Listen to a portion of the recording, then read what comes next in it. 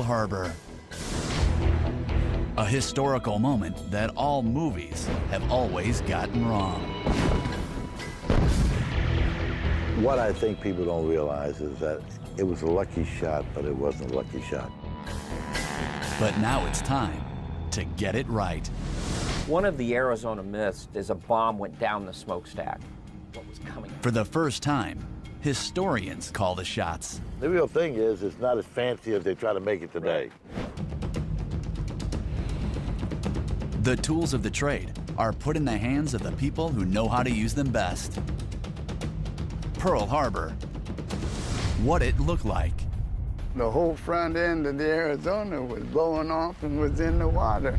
We looked out the porthole, we seen Fort Island on fire. What it sounded like. Now that's good, that's never been shown before. What went down. Look at that, beautiful.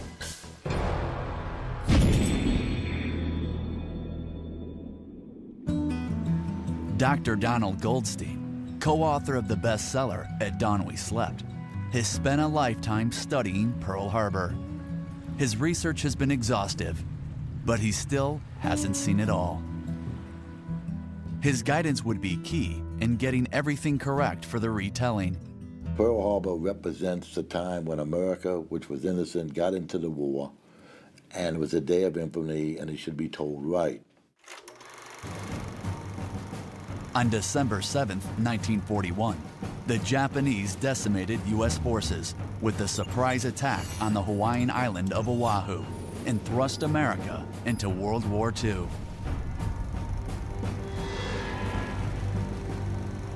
It took only one bomb to sink the USS Arizona, killing more than half the men that died that day.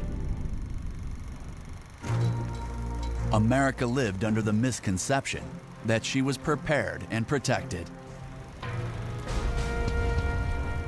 This unprovoked assault, one of the most significant and traumatic events in U.S. history, was very carefully presented to the American public. But it gave to many myths. Don Goldstein assembled an experienced production team to help him recreate his vision. While he knows the history, it was the team's job to bring it to life. What Hollywood tends to do is to go with stuff that doesn't happen. I'd like to see it show realistically as possible the actual bomb falling and what happened and how it appeared in that little short period of time. I'd really like to see how these people dropped this bomb from 9,800 feet, what the bomb looked like, how it penetrated the deck, and what the effect of that bomb was without cheating on the technology. Tell it like it was then and not like you perceived it to be today.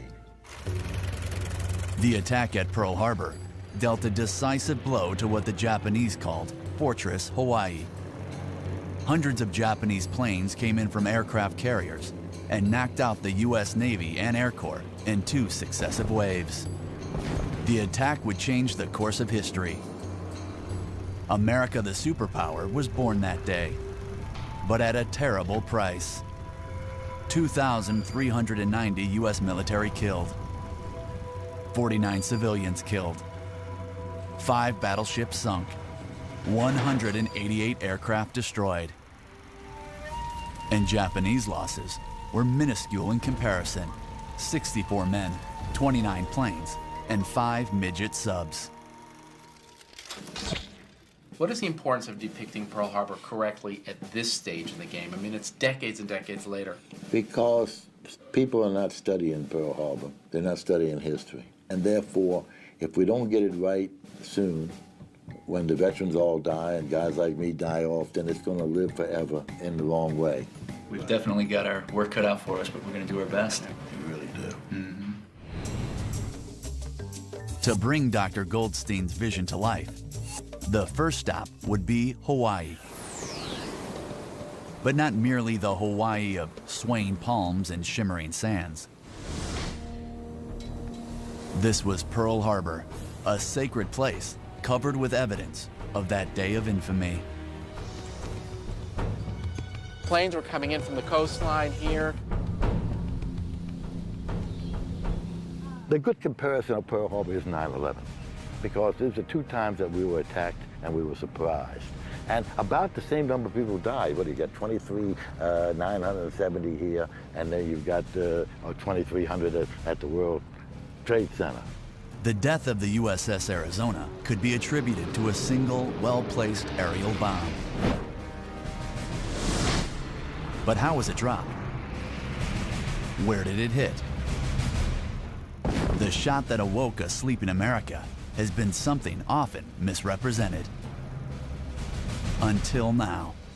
I focused on Pearl Harbor because that's my life. I was 10 years old when this happened, and we're still talking about it, and the greatest generation is going to be gone soon. I think somebody has to tell their story. All the members of Battleship Row now are long gone to scrapyards, atomic test, or the bottom of the sea. But the USS Arizona still rests where she sank in 45 feet of water next to her mooring quays. The thing about the Arizona is that it's still there, and it's a symbol, and it's kind of spooky with the oil coming up every 30 seconds. And the whole concept of the names on the wall, like Vietnam, you can't touch them like Vietnam, but the names are on the wall. It is a symbol of America when we weren't prepared. It's a symbol of what can happen. It's also a symbol of the death of a battleship, the death of a concept. The bombing of Pearl Harbor not only brought the U.S. into war, it also represented a major shift in naval warfare. To put the attack on Pearl Harbor in perspective, Don Goldstein describes the events leading to the decision by the Japanese to bomb the American forces. Don explained how the Japanese were running out of oil. The Japanese depended upon us for 90% of their oil, 90% of the oil. And desperate to put U.S. forces out of commission so they could scoop up the natural resources of Asia and the South Pacific. Now they're building, and they're building fast. Then they realize, my God, hey, we got to go somewhere else. So they begin to plan the attack. This is one of the myths of history. This attack, even though they talked about it back in the 30s, they planned it 11 months before the attack. He also explained how naval aviation was a radical new concept and required a special kind of pilot. What Japan does then is they become the trainers. They are the ones who cheat. Okay, the best and brightest in the Japanese Navy. It's kind of like Al-Qaeda. If you die, you're dying for the emperor. The emperor is God. We got to remember this. The emperor is God, and these people are serving God, and they are devoted. At the time, the Arizona was the epitome of the battleship. Commissioned in 1916, she was 608 feet long, 31,400 tons, and had 14-inch guns that could throw a 1-ton shell more than 20 miles. On the water, she had no match, but she was still vulnerable from the air. The plan attack. Don gave the details needed to work out the correct scenario for how the Arizona was hit. Here's this pilot with one bomb. He travels 5,000 miles across the ocean. He comes into this lion's den here. He can't miss. If he misses, that's it. One bomb, and he hits. Fantastic to me, fantastic.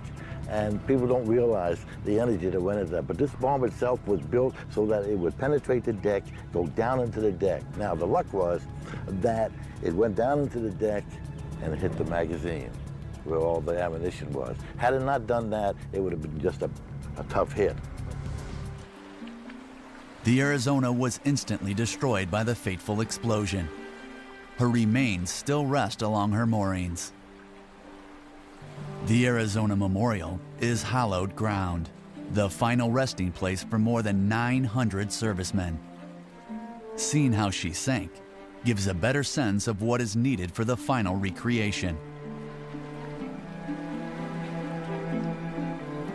The oil makes the ship seem like a living thing, still bleeding from her wounds.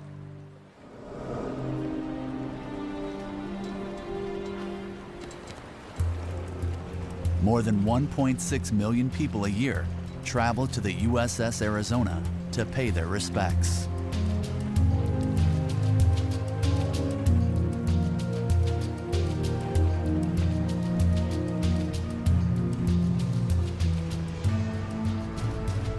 Yes, there is much to remember of December 7th and its aftermath, that it's worth our investment to prevent war, for the cost of war is so terribly high. That in fighting war, we can count on our brothers and sisters in arms to rise to the challenge.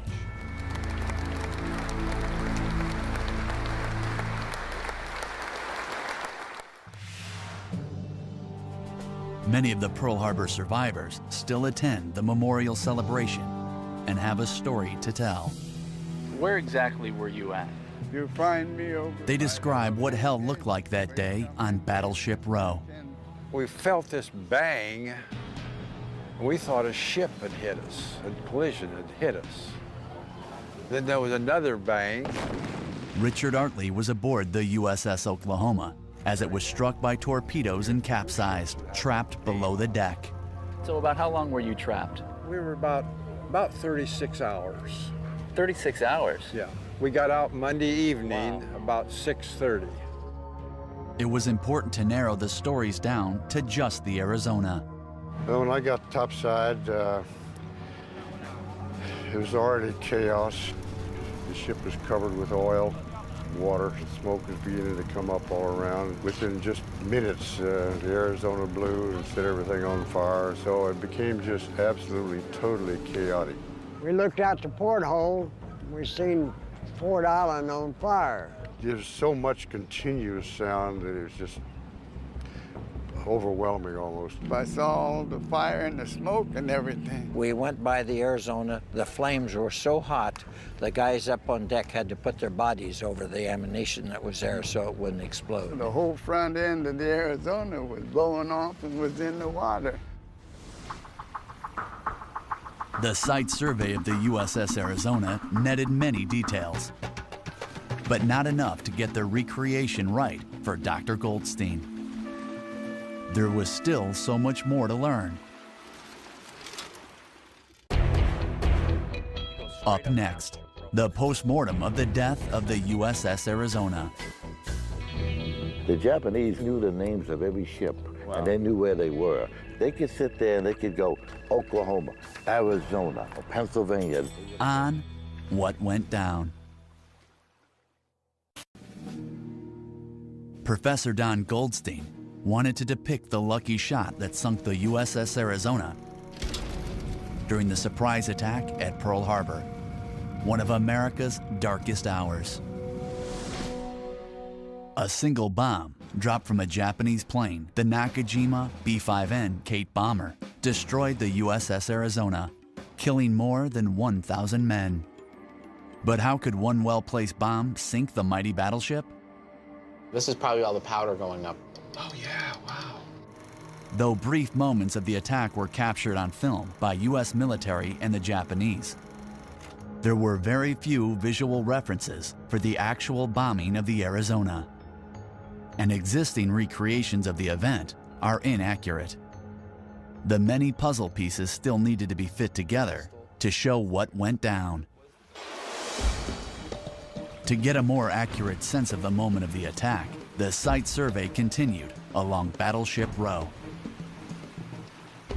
Don Goldstein and USS Arizona historian-in-residence Daniel Martinez helped bring the past back to life. Matt, this is a living museum. And you know, as you look down from where the Nevada mooring quays are, and it took 2 of these quays to tie up a battleship, you go straight up Battleship Row for nearly a quarter mile. There were 7 battleships moored along there. So obviously right there is the Arizona. And then what did we have right in front of us here? What ship was here? Well, that was where the Nevada was. The Nevada, of course, was one to try to break out. That's a story in itself there. And the Arizona's there burning out of control, but the vessel that was once moored there has moved over into Aya Channel and into Aya Bay and beached herself to prevent, you know, sinking in deep water. This whole area was this cauldron of oil burning, men in the water. Could you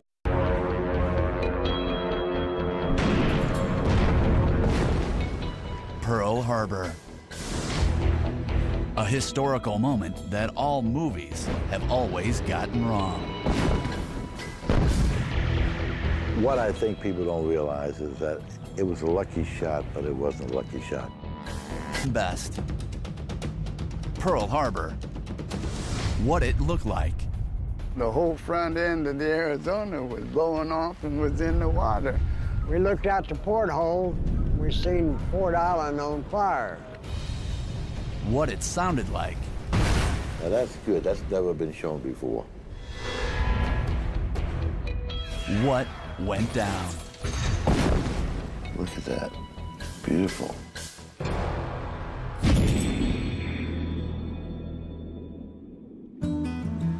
Dr. Donald Goldstein, co-author of the bestseller At Dawn We Slept, has spent a lifetime studying Pearl Harbor. His research has been exhaustive, but he still hasn't seen it all. His guidance would be key in getting everything correct for the retelling. Pearl Harbor represents the time when America, which was innocent, got into the war, and it was a day of infamy, and it should be told right. But now it's time to get it right. One of the Arizona myths is a bomb went down the smokestack. What was coming? For the first time, historians call the shots. The real thing is, it's not as fancy as they try to make it today.